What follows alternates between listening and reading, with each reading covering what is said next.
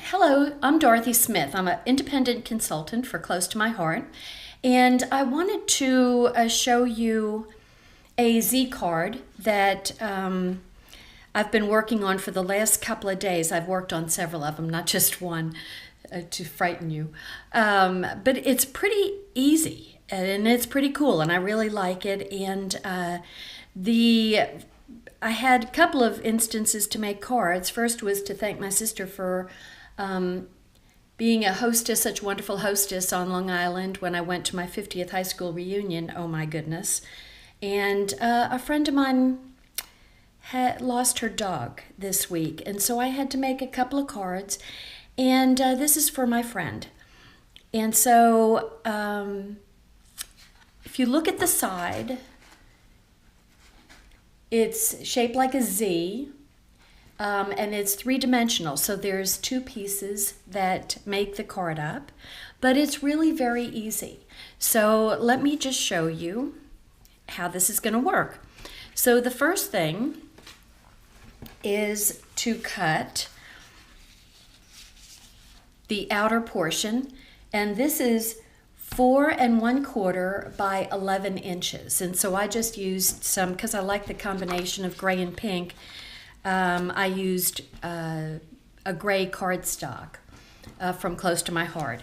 And like I said, I like pink, and so this is kind of a watercolor wash paper from the boutique collection that is out right now in our new catalog. So anyway, this piece, so this is 4 1/4 by 11. This is 3 1/4 by 10. So they're exactly an inch off. So very simple. And to get the Z fold, I'm going to use my cutter and put the blade out of the way. And so first I'm going to do the outer, and I'm going to use instead of a scoring blade, I'm going to use my bone folder. And so I'll make a score at 2 3/4 and then 5 1/2. And so the final outer dimension of the card is going to be 4 1/4 by 5 1/2, which is the typical card size we make at Close to My Heart. Okay, and then the second one is also, see, it makes it real easy. So this is also 2 3/4 by, it's scored at 5 1/2. So let me set my cutter aside, and I'm going to raise this up a little bit. Okay, just so you can see how the side looks. So here's the longer end here, and so I'm going to fold it this way. Use my bone folder. And then I'm going to fold this way. Once again, use my bone folder. Get a nice sharp edge on the fold. Okay, so there's that part. And then this is going to be, the longer end is going to be on the other side. And so this is going to go, it's going to fold like this. Get a super sharp edge there. And then fold again, get a sharp edge there. And so this is going to, of course I did that wrong. It goes this way, duh, and this way. Okay, so it goes like that. Yeah, I'm good, right? Okay, like that. Okay, and then when you put them together, it's going to be like this.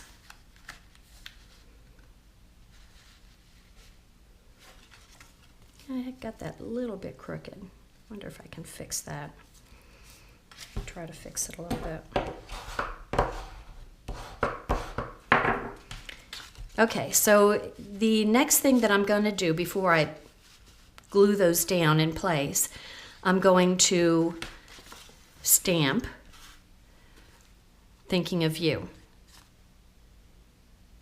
Actually, I don't have to put thinking of you because I already have her card. I could put something else.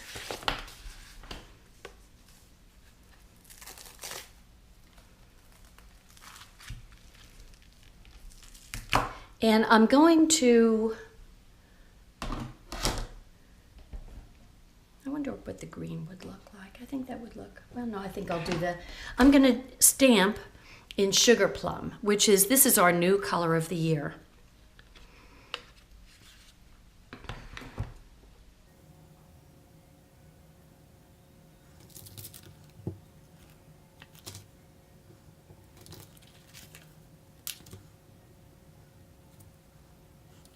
Okay, so I'm just arranging and trying to get them, a little bit straight. Although I could do Bunches of Love. That could be kind of wonky. It doesn't have to be perfect. It could be a little whimsical by being like that. So let's see how that looks. I have to watch. I start concentrating. I don't know if that looks so good that way. I think maybe I better stay with straight.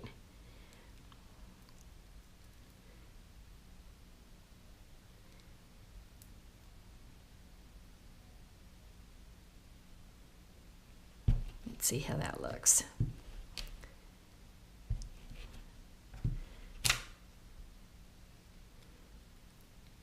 Well, last time I did this, I had a hard time arranging. And I think I'm gonna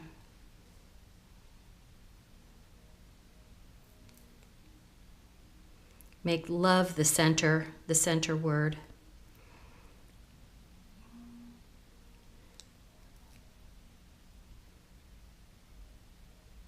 Let's see.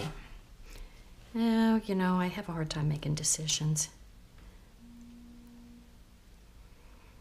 Bunches of Love.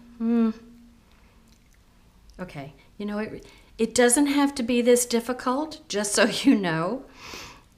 But you're seeing me in action with a problem making decisions.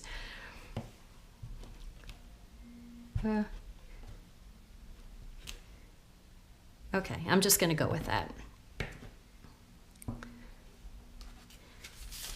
So, a little pad over there. I'm going to use my foam that comes with each of our stamps, and it allows you to get a really good impression of your stamp. Okay, there we go. Okay, now the next thing I'm going to do is I'm going to make, just because I think this stamp is called, what is it called? Bunches of Love. Oh, okay. Didn't realize that. Anyway, this little bouquet of flowers here is so pretty that I'm going to make another one. And I am using this intense black that is a new stamp for us. And it's a, what is it? I think is it a pigment? Solvent-based permanent ink. So it's not a pigment, it's a solvent-based permanent ink. And why I'm using this in particular is because, number one, it dries fast since it's a solvent, and it also can be colored without it running.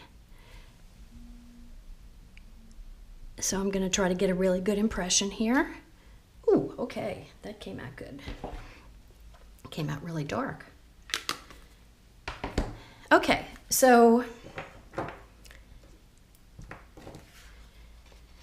we don't have a thin cut on this one, which means I have to fussy cut it. And so I am going to do a real generalized version of fussy cutting here. I'm not going to be real fussy.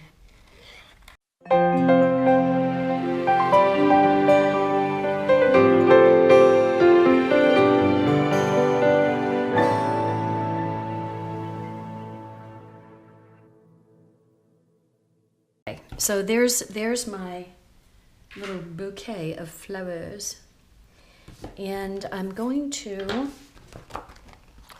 use these stamps. And if you can look, the stamp, they look a little foggy, and that's the cross hatching.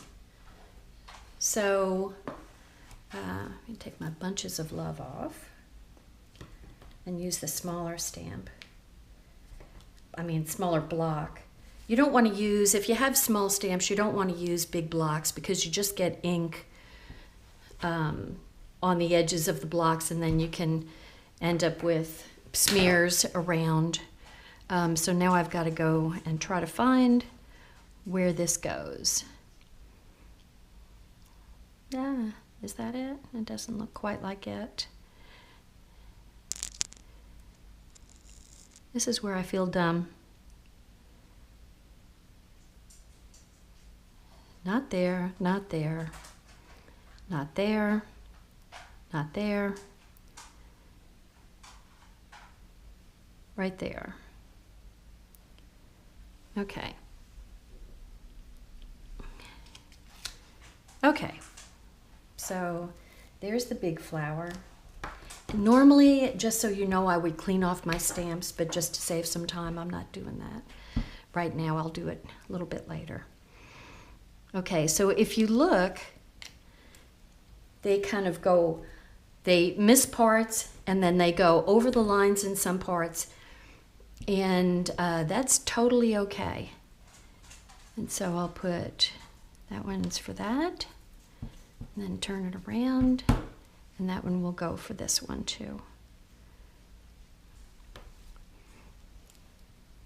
And then I've got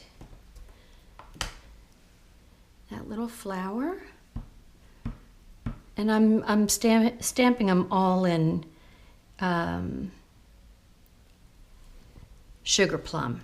It's really a lovely color. I don't know if the real color will come out on the video as pretty as it is in real life, but it's really lovely. It's almost it's pink with some darker, maybe a purplish hue. It's almost like a mauve from days of old. Okay, and then I think I got all the flowers there. Okay, so now I'm going to do the stamps. So I think I can put my sugar plum away and pull out my sweet leaf. Sweet leaf is kind of a spring green color. And so it's a nice, bright, fresh green.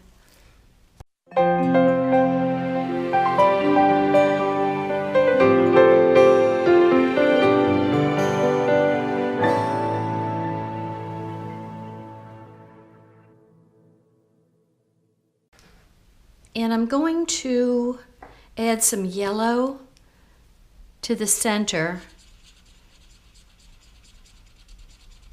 for the center of the flower. And this is a very dark yellow to kind of go over the pink that's there. And I'm also, these are my shin hand markers.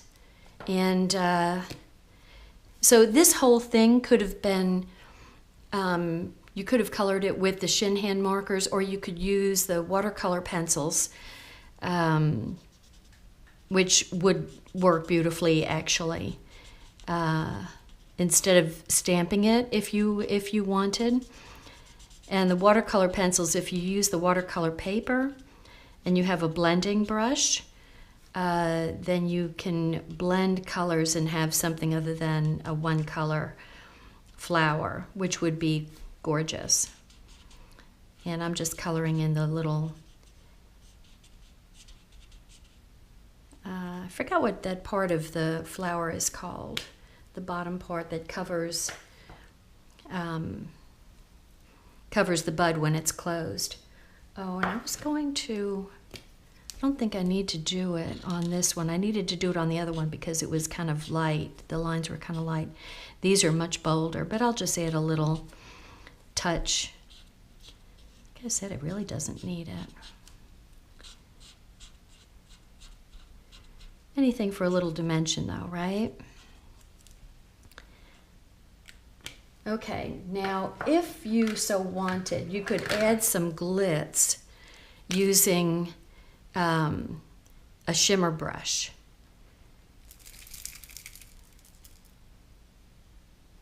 Whoops, well, there's a big blob of shimmer.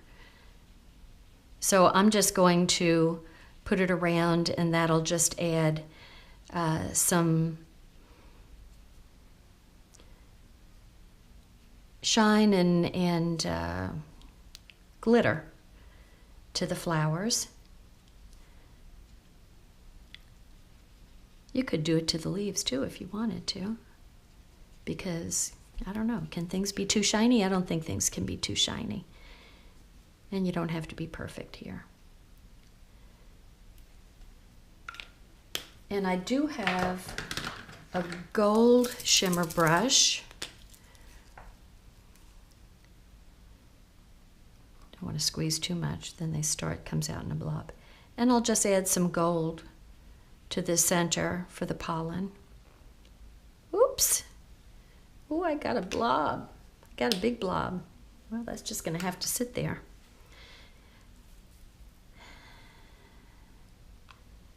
I pollinated my flower a little bit too much. I don't have a tissue. So I'll just dab it. Okay. Anywho, that is my shiny flower. And I will put that aside.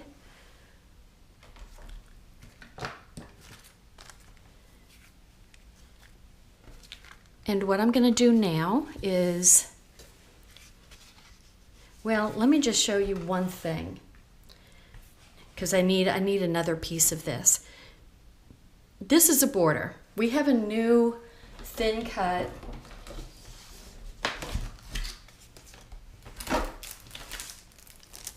border set. It's called Decorative Borders. There are 10 different borders in this set of thin cuts. This makes a fringe, which is totally cool. It cuts all the way through. You could even use this as grass at the bottom of your page, and have a little dog standing in the grass or something really cute. Anyway, I used the flowers, but there's big scallops, small scallops, leaves, cross-hatching. What do you call that? When you rip the page out of a spiral binder, which is kind of cool. And this would be a great touch for school pages if you've got kids in school. So I am going to make, I cut a 1-inch piece of the Sugar Plum glitter cardstock, and I wanted to show you how beautifully this cuts. So I'll get out my handy dandy, let me move up a little bit, my pink cuddle bug that I love, and it's True Love. And I'm facing the flat side up and the ridge side down, so it will cut into the glitter cardstock. And then I run it through.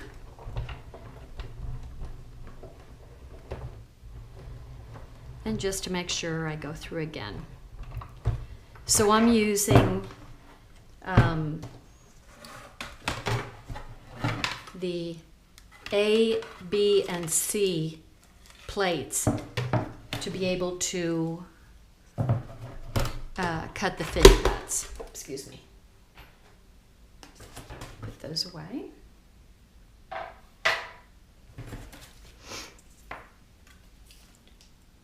So there it is. It just fell off. I mean, it does a beautiful job of cutting. So what I'm going to do is put a piece of this. This is going to go here.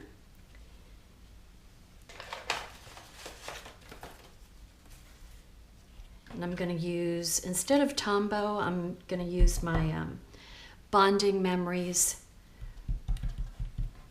glue stick, whatever you want to call it.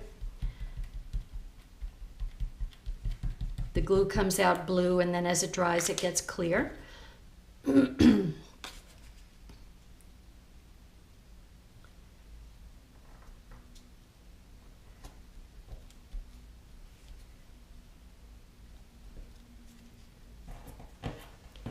And I just cut, it just so happened that cutting my strip in half takes care of the length, the width of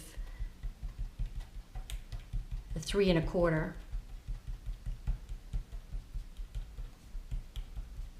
I didn't necessarily want it to go all the way to the edge. Okay, so a hard time picking up things lately, so the tweezer is handy. Okay, and hopefully my glitter is dry on my flower bouquet, and I will put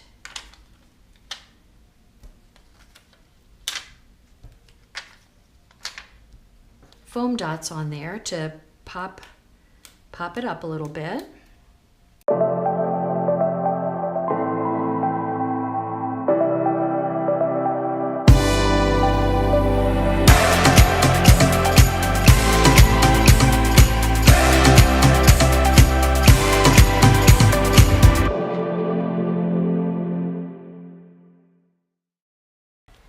Now the last thing that I need to do is glue this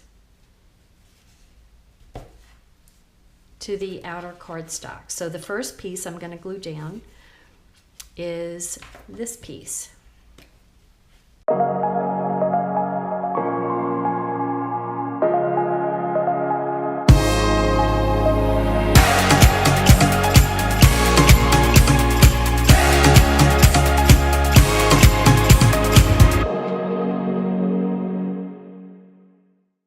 So there's my card. It needs to dry, so it doesn't come apart, but so simple, right? Anyway, that's my Z card for the day, and I will make a list below of all of the items that I used to make this card. Along with the dimensions. I'll put the dimensions down there too. So I hope you enjoyed it. I hope you try to make it, because it really is an easy thing to do, and it just looks fancy. And I know, when my sister and my friend gets these cards, I'm going to be hearing about it, because they'll be impressed. But you know what? It wasn't that hard, right? So we could do this. Anyway, thank you so much for watching my video. Take care. Have a great day. Bye-bye. Thanks for watching my video. Subscribe to my YouTube channel and visit my blog at .scrapbooking.com.